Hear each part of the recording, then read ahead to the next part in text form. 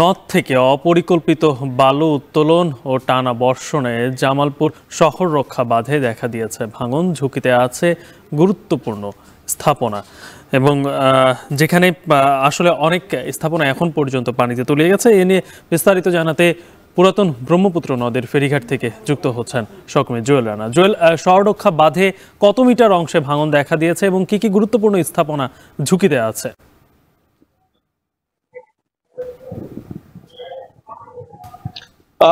গালিব, জামালপুর শহর রক্ষা যে বাঁধটি রয়েছে এটি 5.5 কিলোমিটার, অর্থাৎ শহরের পাথালিয়া থেকে ফেরিঘাট এলাকা পর্যন্ত 5.5 কিলোমিটার বেড়িবাঁধ। এটি 51 কোটি টাকা ব্যয়ে 2013 সালে নির্মাণ করা হয়েছে। এই বেড়িবাঁধটি পুরোটাই শহরকে রক্ষা করছে, অর্থাৎ এদিকে জোরগুলি জেলা প্রশাসকের কার্যালয়, পুলিশ সুপারের কার্যালয়, সার্কিট হাউস, এলজিডি, অর্থাৎ যে গুরুত্বপূর্ণ এলাকা রয়েছে সেই এলাকাটি কিন্তু এই নদের পার ঘেঁষেই কিন্তু গড়ে উঠেছে। অর্থাৎ এই যে ঝুঁকিপূর্ণ হয়ে উঠেছে এটির অন্যতম একটি কারণ হচ্ছে নদী থেকে ব্রহ্মপুত্র নদের থেকে অপরিকল্পিত বালু উত্তোলনের ফলে কিন্তু এই ভাঙন দেখা দিচ্ছে। পাশাপাশি ভারী বর্ষণও কিন্তু রয়েছে। অর্থাৎ আমি যে জায়গাটি দাঁড়িয়ে আছি এর পিছনেই 15 থেকে 20 মিটার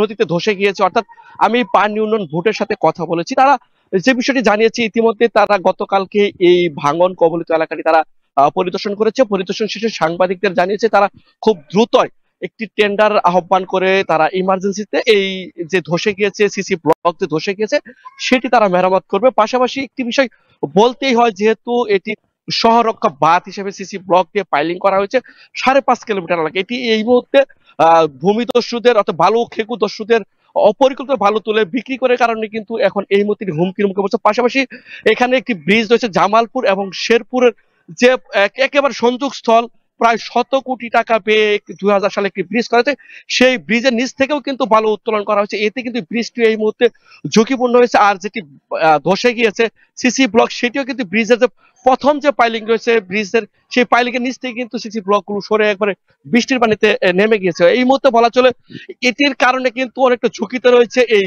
এলাকা। এই ছিল জামালপুর থেকে আমার কাছে সর্বশেষ গালিব। জামালপুর থেকে যুক্ত ছিলেন সহকর্মী জুয়েল রানা।